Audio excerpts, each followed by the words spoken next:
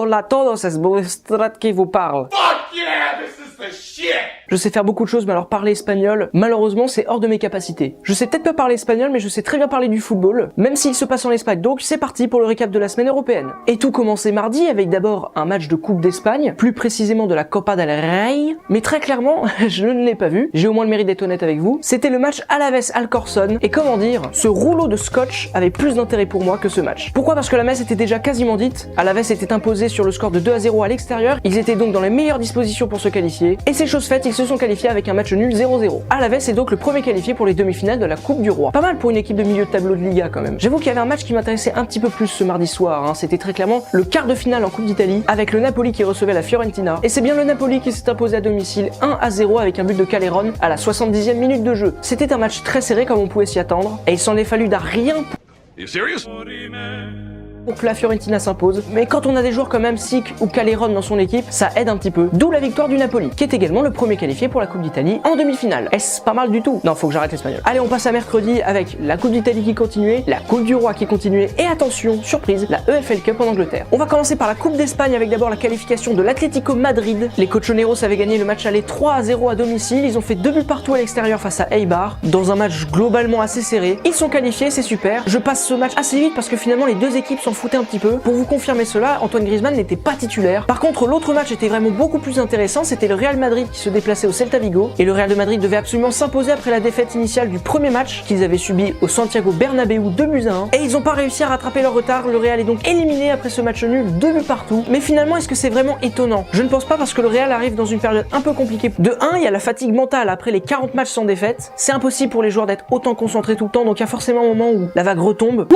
Et là, très clairement, ils sont dans le creux de la vague. Et en plus de ça, il y a beaucoup de joueurs qui sont blessés. Marcelo, Varane, Pepe, Modric ou encore Bale, ça fait beaucoup de joueurs. Les temps sont durs pour Zinedine Zidane. J'espère qu'il va trouver les ressources pour relancer la machine madrilène. Il y a une autre machine qui est grippée en ce moment et c'est en Angleterre que ça se passe. Liverpool accueillait Southampton. Liverpool avait perdu le match aller 1-0. C'est un retard, mais un retard qui est rattrapable, surtout pour une équipe comme Liverpool qui aime bien marquer des buts. Mais ils n'ont pas réussi à s'imposer et même ils ont perdu dans les tout derniers instants du match 1-0 avec un but de Lang à la 90e minute. Comme pour le Real, Liverpool commence à être vraiment fatigué mentalement. Il va falloir qu'il retrouve le second souffle. Et pour le coup, je suis très content pour Claude Puel, l'entraîneur de Southampton. Je trouve qu'il fait un travail remarquable depuis le début de la saison et cette finale ne fait que le confirmer. Bravo Claude! Partons maintenant en Italie avec la revanche de la Super Coupe d'Italie en quart de finale, Juventus-Milan. Et la Juve s'est imposée, victoire 2-1 avec des superbes buts de Dybala et Pjanic. Globalement, le match a été totalement dominé par les Bianconeri, mais Milan a quand même réduit l'écart à la 53e minute. On aurait pu se dire que ça allait être serré, mais finalement non, puisque Locatelli, un joueur de Milan, a pris un carton rouge 1 minute après. C'est quand même pas très malin. La Juventus rejoint donc le Napoli en demi-finale de cette magnifique coupe qui est très agréable à regarder. Est-ce que ce commentaire avait une utilité? Franchement, non. On passe maintenant à la soirée de jeudi avec 2 compétitions, la suite de la EFL Cup et la fin des quarts de finale de la Coupe du Roi. Le Barça recevait la Real Sociedad. Ils avaient déjà fait le plus dur au match aller en s'imposant 1-0 à l'extérieur. Et très clairement, le Barça a fait le boulot. Ils sont qualifiés pour les demi-finales. On peut même dire qu'ils ont fait plus que le boulot. Ils se sont imposés 5-2. C'était vraiment un superbe match, notamment en deuxième mi-temps. Denis Suarez par 2 fois, Luis Suarez, Lionel Messi et Arda Tourano marqué pour le Barça. Le Barça, que je trouvais pas forcément très bon en 2017, a vraiment été parfait, même si défensivement il y a encore 2-3 trucs à revoir, mais le Barça est quand même très clairement favori pour cette compétition. J'ai quand même franchement du mal à imaginer l'Atlético pour l'instant capable de battre le Barça. Mais attention, j'ai dit pour l'instant. Il y avait également l'autre demi-finale de EFL Cup en Angleterre, qui opposait Hull City à Manchester United. Tout comme le Barça, Manchester United avait fait le plus dur en s'imposant 2-0 à l'aller à domicile, mais finalement ça a été très compliqué lors du match retour, puisque Hull City a mené 1-0 en première mi-temps, puis Paul Pogba est sorti de sa boîte. Il a marqué un but certes moche, mais un but très important à ce moment-là, puisque Hull City devait maintenant marquer 3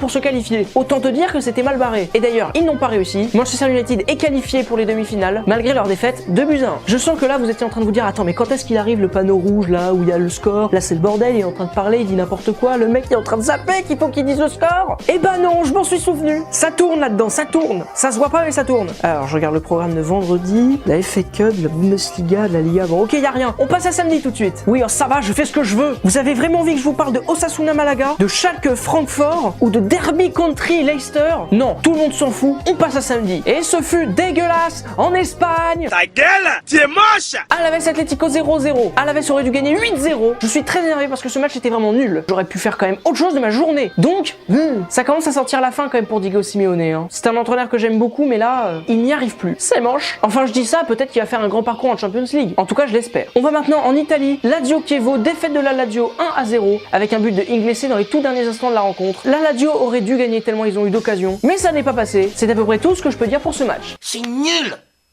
C'est nul. C'est nul. En Allemagne, le Bayern se déplaçait sur la pelouse du Werder et ils se sont imposés victoire 2-1. Cela fait quand même 13 victoires de suite en Bundesliga pour le Bayern face au Werder. C'est une belle statistique. Et c'est Robben et Alaba qui ont marqué pour les Munichois contre un but de Kruse. Mais pour être tout à fait honnête avec vous, s'il y avait eu match nul, j'aurais pas été surpris. Ils ont une quantité d'occasions les joueurs de Brême, mais qui n'ont pas réussi à mettre au fond, soit par maladresse, soit parce que Neuer, même s'il est moins bon cette année, Neuer reste Neuer. A souligné également la victoire de Leipzig 2-1 face à Hoffenheim. Ils sont toujours en course pour le titre. C'est bien mes poulains, continuez. Non, et puis je voulais pas parler de FA Cup, mais Liverpool m'y oblige. Ils ont perdu 2-1 face à Wolverhampton à domicile. Liverpool va vraiment pas bien. Va falloir se bouger les miches. Énormément de style dans ce que je viens de faire. On passe à dimanche. Liga, Serie A, Bundesliga. Il y avait d'abord de la Serie A. Juste avant de commencer de parler de la Juventus, il faut savoir que Milan a perdu, que l'AS Roma a perdu et que le Napoli a fait match nul. En cas de victoire, la Juventus prendrait donc un petit peu d'avance sur le championnat. Et c'est chose faite, victoire 2-0 face à Sassuolo à l'extérieur. Sassuolo, pas compliqué à prononcer, Sassuolo, avec évidemment Higuain à la 9e minute et Khedira à la 25e. La Juventus est impressionnante ces derniers matchs et c'est tout à fait logique de voir que l'écart se creuse en tête du championnat italien. Vous n'imaginez pas à quel point j'ai galéré pour faire cette phrase. On s'en bat les couilles, on s'en bat les couilles, on s'en bat les couilles. Passons en Allemagne maintenant. Dortmund a fait match nul face à Mayence, un but partout. Très clairement, ils auraient dû gagner ce match, qu'ils ont bien mieux maîtrisé, mais ils se sont fait rejoindre dans les 10 dernières minutes. C'est dommage, ils s'éloignent encore un petit peu plus de la tête du championnat. On va maintenant en Espagne, où il y avait 3 matchs qui nous intéressaient. D'abord, le Barça se déplaçait sur la pelouse du Betis Séville. Résultat, match nul, un but partout. C'est un très mauvais résultat pour le FC Barcelone. J'ai beaucoup de respect pour le Betis Séville, mais normalement le Barça les bat 4, 5, voire 6-0. Les Barcelonais auraient pu perdre, tant le Betis a eu des opportunités, mais les Barcelonais auraient également pu gagner ce match, car le Barça a marqué un but mais qui n'a pas été comptabilisé, puisque les arbitres ont pensé que la balle n'avait pas franchi la ligne, alors qu'elle l'avait totalement franchie. Non, là je suis obligé, hein. Ah la vache! Il y avait également Séville qui se déplaçait sur la pelouse de l'Espagnol Barcelone et ils ont perdu 3-1. C'est tout à fait normal puisque dès la 2e minute ils ont joué à 10 contre 11, ce qui aide pas tellement hein. Et la défaite est totalement logique. Avec tous ces résultats, le Real pouvait agrandir l'avance qu'ils avaient en tête de championnat et c'est chose faite puisqu'ils se sont imposés 3-0 face à la Real Sociedad à domicile avec un grand Ronaldo. Pourtant ça a été poussif pour les Madrilènes et malgré toutes les absences et le bon adversaire, ils ont une telle expérience qu'ils ont pu s'imposer. Un chapeau bas! Voilà, c'est tout pour cette semaine. J'espère qu'elle vous aura plu. Bah moi je vais pas vous le cacher, elle m'a plu. Et je vous dis à bientôt sur YouTube. Ouais, effectivement, je maîtrise bien les fins de mes vidéos. C'est un crayon. Le crayon noir, c'est super. Fingers down my spine. Girl, you look mighty fine. Won't you rub your fingers